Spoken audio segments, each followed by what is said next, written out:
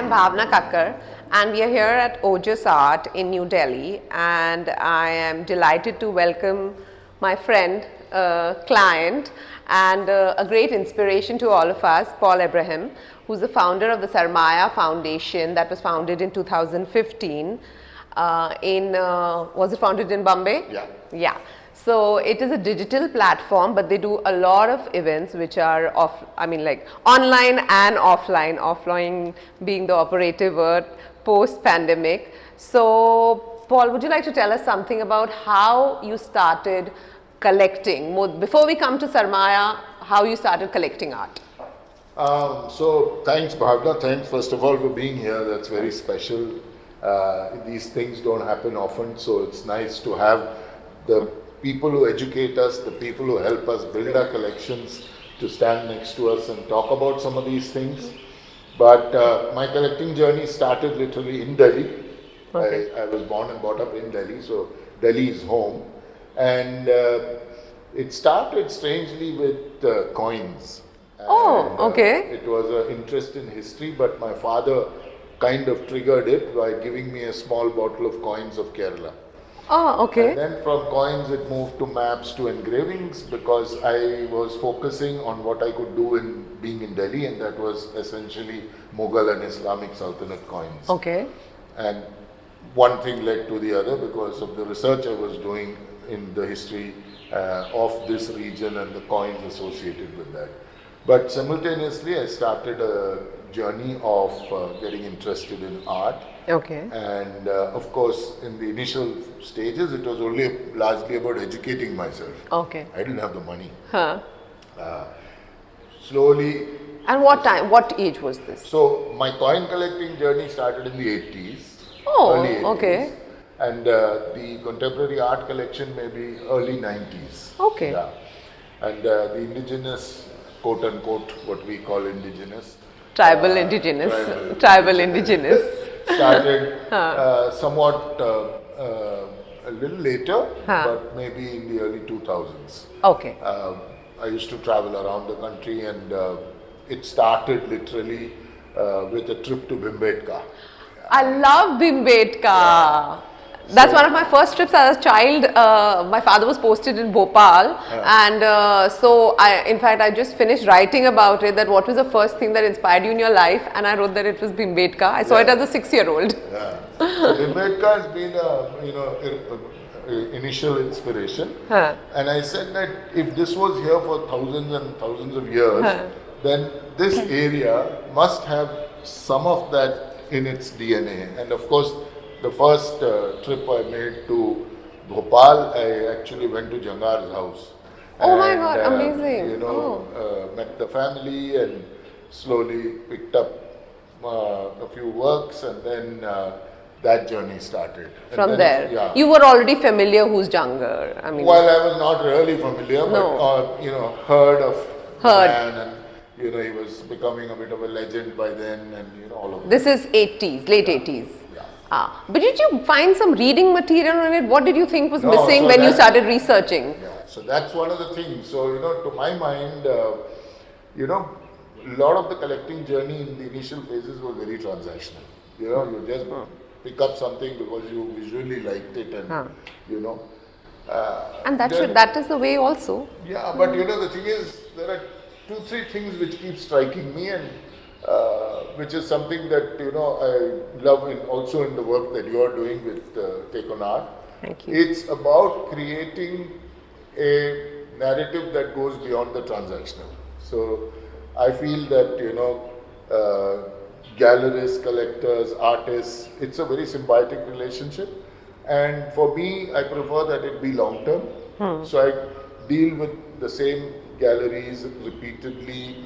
I build the relationship with the gallerists and the artists, and I like the fact that I get introduced to a lot of art through the eye of the gallerist. Right? So it's very important that I build the relationship with people who I think have the eye.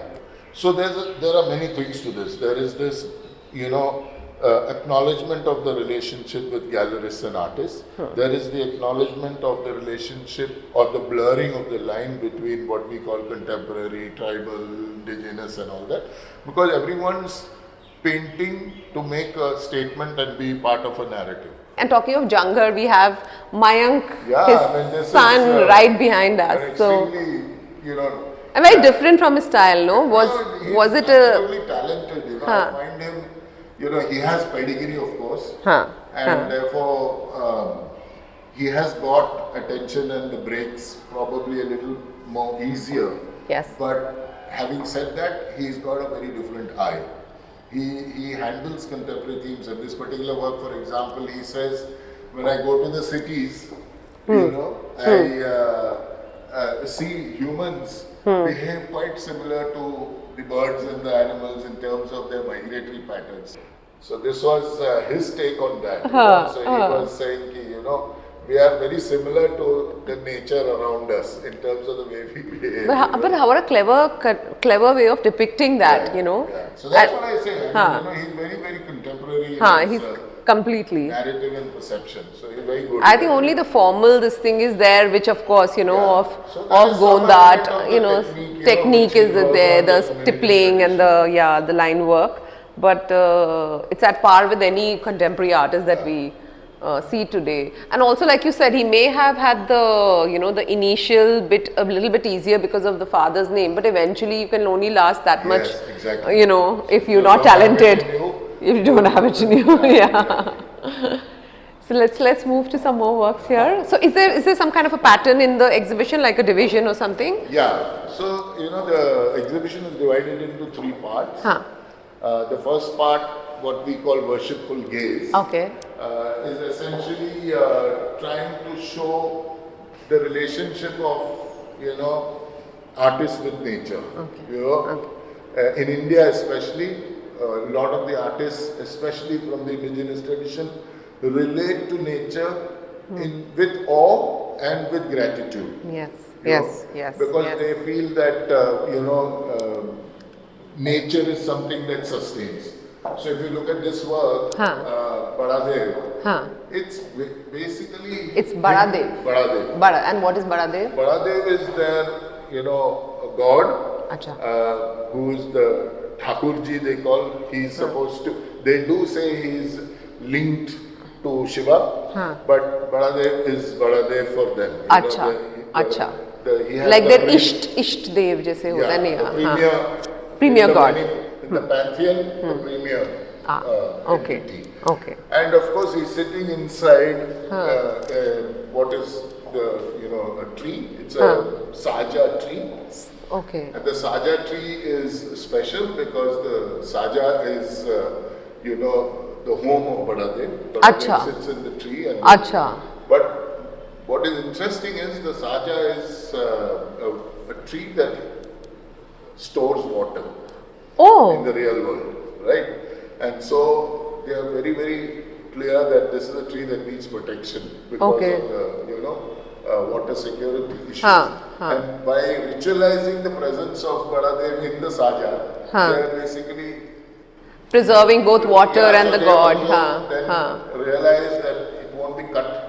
Bilkul. If you cut this saja, or you create a myth around it so that it's not cut. Exactly. And it's harking to the, you know, origin myths of the Gond. So, you know, all the creatures on this planet are a fish. Because of the security that the tree provides to water sources, eventually it nurtures fish. Correct. It also has the creatures, the animals, frogs, and, you know, everything, find their home in the tree. You know, the so, chuha. So it's a very, very interesting, no? Interesting work. Turtles over here. Everything is related to that very primordial existence of nature in the form that you want it to. Very interesting. And now we have Durga Bai here. Yeah, so this, you know, we chose essentially to, you know, what I was referring to and what you were talking about, that blurring of the boundary between contemporary and... So we have Manisha here, and this is... this is, you know, to my mind, the underlying theme is, you know, similar. Huh. This is about nature and what it does, right? Correct. In terms of nurturing. So in this Correct. particular one, the mahua Huh. is nurturing them because they pluck the flower, Yeah. they make pickles, they make alcohol. They use every part of it, from the tadi. I think the mahua or tadi. What they have that, right? The country liquor. Yeah, that. So mahua is very special, and in the mahua also reside all kinds of birds. So it's the home. It's the home for nature. You cut the mahua, you benefit from the produce and the bounty of the mahua. So it's always gives, no? It's that giving And tree on the like other that. side you have Manisha. nature and its fury shown through the Andhi and what it does, when so you can have a situation where nature can nurture and nature can be destroy. angry. Yeah, and be angry. angry. Yeah. I think, but one comes from a more contemporary tradition, one comes from an indigenous tradition, but I think. But eventually, works, yeah. They've got common messages underlying them. So when you were collecting these works, was this juxtaposition done when you were planning the show, or you bought it with that in mind, one or the other? No, like you bought that first and thought of it later? Yeah, so the juxtaposition happened when the curation was happening. Okay. But the fact remains that our ability to draw on them, we knew that they are harking to underlying narratives that are common. So there are some more works here. Yes, and this section is also okay. So this section is still part of that worshipful gaze. So here again, it's a fantastic for example, work. This is a fabulous work. Fabulous work. And, fabulous. Sadashiv Jive Bhasha is basically talking about the net, which is called the pagir, the fish net, and the fisher folk worship the god of the sea, Gira. So Gira is the one who provides always, right? But they say when you fish, take only what you need. Acha. Acha. So that's very particular. So okay. The pagir is something that you don't keep exploiting. Jitna zarurat hai. And they say that the munificence of the sea is there. You will get what you want, provided you take what you need. You don't exploit. Yeah. Need based. So that's rather than greed based. Fantastic. It's a beautiful work. And we have this kind of a juxtaposition with contemporary artists here. This is Pradeep Kumar from Kerala, I'm guessing. Yeah, this is Pradeep Kumar from Kerala, and Pradeep, again, lived in a very rural setting. Okay. And for him, for the longest time, the river was the placid water that flowed past his village, and from where they had, they went for a bath, they went irrigated their paddy crops. They did everything from that river, and there was a certain calm predictability about the river. In the last few years, the same river has become violent. Every year we've had floods which have destroyed, which have destabilized. Yeah. Nature is hit back now. Yeah. So he says the title is Ennilurugum Nadi. So the river that flows in me. So he says that this river, the metaphor, is also what we are. We were more aligned to nature. We are now becoming more greedy, segregated, greedy. Yeah. And, yes. We are bringing it upon ourselves. Building upon, like taking over So nature. I find this a very powerful work. Very. In terms of the message the underlying message that he's giving. So till here, all the connections are, in some senses telling us the beauty of nature, the ability of nature to sustain, the reason why we should have a more aligned, compassionate relationship with nature. Right? Yeah. Because there's much to be gained from nature being around. Correct, absolutely. And which goes with the ethos of the exhibition, ethos of the land, you know, eventually it is about that. But this is a series of exhibition that you're doing, right? Yeah. Like, you know, so you had the first one in Turk in Bombay. Yeah. This is your second one Yeah. here. What inspired after the collection and you say, okay, I have this much now, you know, like how did you strategize this? Was this like, you know, planned? How? Like, Yeah, you know. so these shows are planned and they are planned from the perspective of addressing contemporary issues through our art. Okay. And while we are doing that, we also, like I said, there's gratitude for our relationship with With the the gallerist. gallerist, yes. There's obviously deep gratitude for the metaphor of the artists in terms of creating those many messages and dealing with some of our real issues.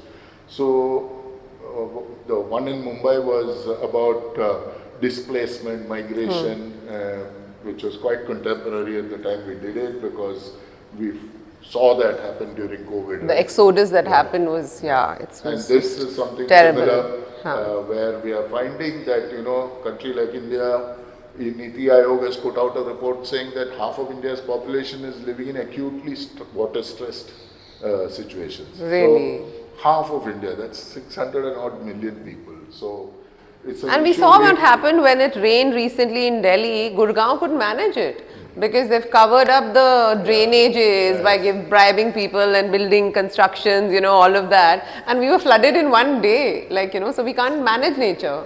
Yeah. We've, So that's we've it. just, So I think that's the we've context. destroyed ourselves like that. So now we'll move to this second section, and this is in some senses harking back. It's a sense of nostalgia, it's a sense of concern, it's a sense of worry about you know what we have done and what are the consequences. So this particular work is a very young kid, he's 16. And when he acquired the work, he was 14. Oh, really? Chitara. Amazing. Yeah, so his, you know, It's a Mata Ki Pachhedi. Mata Ki Pachhedi. And his family has been for generations, you know, proponents of the Mata Ki Pachhedi tradition. So his grandfather would do largely block work, block print works. The father started to actually paint. And in this first part, he's talking of that part, you know, where the colors are being mixed, the ladies are drying the cloth, they are painting, all sitting and doing all this work.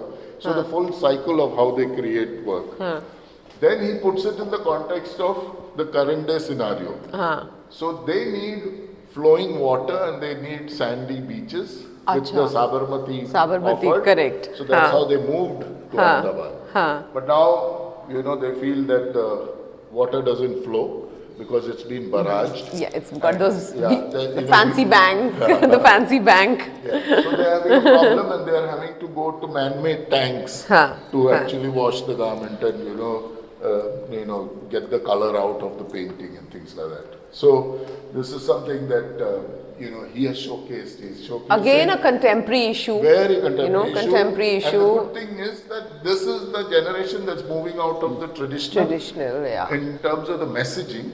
But they're using some of the older techniques. Yeah, which is what I think Sarmaya is trying to do, right? Which is like the traditional with contemporary, with the storytelling, and now we're moving to Chandan.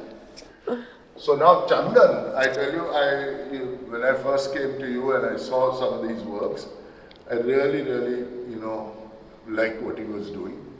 And also technique-wise, it's a wonderful technique. And it's painstaking and woodblock and works. But again, when we spoke to Chandan, he was so, how do I say, sad about what was happening to his northeast, you know. He was saying how forests are getting denuded and roads and, you know, being taken over. Everything. There are dams, forests and things like that. And he kind of said that for him, he sees the image of his childhood when it was all green and lush, and hardly, he's a young man now, but he says in this short time so much has changed. It has, it has. In fact, he's moved back. I don't know, you're aware, right? That he was in Delhi and gone back and wants to give back. So in fact, he set up a printmaking studio, and that's his way of giving back to what is around, because there's not enough facility in those areas for artists to do work and flourish. So it's nice to see that such artists who are doing what they can, are getting a platform like this. So I think that's one more thing we were discussing earlier, that, you know, it's not just collecting and putting it away in a vault, like you were saying, you know, that... and also thank you for introducing him to us. So something about this is extremely exciting. I'll give you a quick background to this. This is Tushar and Mayur Vaida. Huh. It's from the Warli tradition, just like that Sadashiv work. And here they are talking about, you know, it's called the wave, where the cities are crowding things in. Yeah. The environment is changing, making us more vulnerable to some fundamental issues around health, hygiene, and all of that. And this is all about the COVID. Okay. All of these are people in hospitals during the COVID. And he says that, you know, one is of course the fact that all of us are in this together, irrespective of where in the world you are. But there was also this other thing that... Pandemic was an equalizer like no other. Exactly.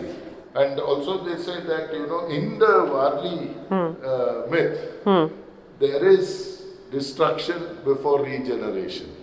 You know? They say that, okay. How is that? They say that, you know, we will go through this process of, you know, self-destruct, and then from there will emerge stronger. Well, not stronger. There will be a new round of creation. Okay. So it's part of their myth. Right? Okay. Okay. So now we have Zarina, Gopa. So we have some contemporary artists here, and this is Dibin. Yeah. So this again, you know, beautiful work. Yeah. I really love this work. And you know, for its message also, you know, the fact that that stork is hanging around looking the other way and is so peacefully, you know, foraging, when behind everything is slowly falling apart and creeping up. So in a sense, it's a metaphor for us also, you know, how we feel so secure in our own little spaces, cocoon, saying that abhi mere ko problem nahi hai. मुझे क्या लेना देना, मुझे क्या लेना देना. So, in fact, I feel people like Gopal bring that sensitivity and the skill. Reviving miniature. Thank you. No, but I love the, you know, the juxtaposition of how traditional craft can be used in a contemporary idea. This is Ritika. So this is another section then. Yeah. So this is the last section where we say the kernels of hope. Basically, all of them are in some senses telling us that it's never too late. You know, so you end with a feeling of hope. So she's saying, for example, there is, you know, in her mythological characterization, what she's saying is that there is the bounty of nature, but everyone is so, you know, quick to grab their pound of, you know, that nature. Says there's no need for that. You know, if you pace yourself, all of this will be provided to you at a pace that is sustainable. How clever. Yeah. So that's Ritika. Of course, you know, she's really, you know, doing well now. Yeah. And I think an extremely talented artist. Very talented, very lovely person also. This, again, there's another work by Tushar and Vaida, and I really love this. It's called Kansari. Kansari is the goddess of seeds, and Kansa is basically the corn. The corn, acha, Kansa is corn. Yeah. So they are saying again the same thing, that, you know, the metaphor is that every year the seed is provided to you for your next crop and your next harvest, and Kansari Ma will always be there. Acha. You know? So it supports her blessings all the will be there. diversity. It supports the plants, the animals, the wildlife, everyone. It supports that seed that grows, right? So again, harking back to this thinking, it is there. Nature is there, Nature she'll is take there. care Nature if you will take there. care of her. Yeah, nature will sustain you.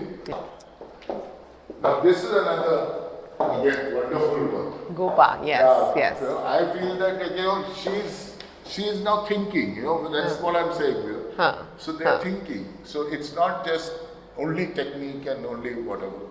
At the end of the day, for her, again, this is a message which is, you know, it looks very simple, 5 panels, but it draws on an old poetry called Pash, and you know the context of that, that's from the Emergency. Yes. And that was about erasure. Yes. You know? Yes. The Emergency created so much dissonance, right? Correct. And yet she says that you keep trying to wipe us out, but we'll come back, like the grass. But in the modern day context where she's doing this, the work in the context of the environment, is essentially you destroy everything, and you know, you think as humans that you have mastered nature. Yes, yes.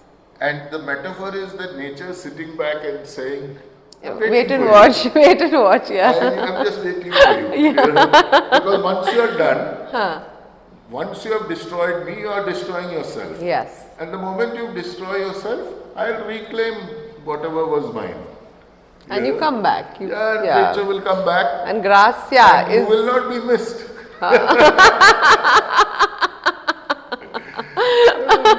Okay, the metaphor of grass for me is like women, you know, you kind of try to kuchulu us, but we'll kind of pop back. Okay. So here's the end of the exhibition then. Yeah. And you have a little interactive thing, and I believe there's going to be like some performance and workshop as well. Yeah, so there's a bunch of workshops for children. Every Which Sarmaya has been doing, no? With schools and with colleges. We have facilitators who will work with the kids. So that is something that will happen. Then we have a panel discussion on the 11th talking about this, but coming from multiple perspectives. So that's we've interesting. Got wildlife and conservation people, we've got food historians. Oh, how amazing. So where, you know, all of these are some things that lend themselves to sustainability. And some of it is, you know, things we need to do. Loss of culture is also, loss of language is loss of culture, loss of food yes, is yes, we are losing culture, oral loss culture, of our you know. art forms is loss of culture, loss of our forest is, you know, loss of culture and security. Because if you see in India, the bulk of our rivers originate in our forests. Yes, and if we don't, we are not mindful of that, and we don't protect our forests, then we are already losing them. Insecurity for our own lives. We are already losing so much of that, you know, more than we know, more than we are, you know, we are made aware of, like that. And Tushar and Mayur, you know, they're going to come here and do an installation. Oh, they are? Yeah, what date is that? On the 12th. 12th, okay. That's extremely exciting. They'll tell us the backstory, they'll talk us through it. So there's a bunch of things happening, and that's usually what we try and do, so that it's not static in that sense, and we engage. Engage, you know, with kids, with adults, with subjects and topics, and from different perspectives. That's wonderful. Thank you so much. Thank you, and thank your audience for joining us. And we'll keep you posted. And please follow @Sarmaya _ India. Yeah, for more. And thank you. And take on art, of course. Thank you so much.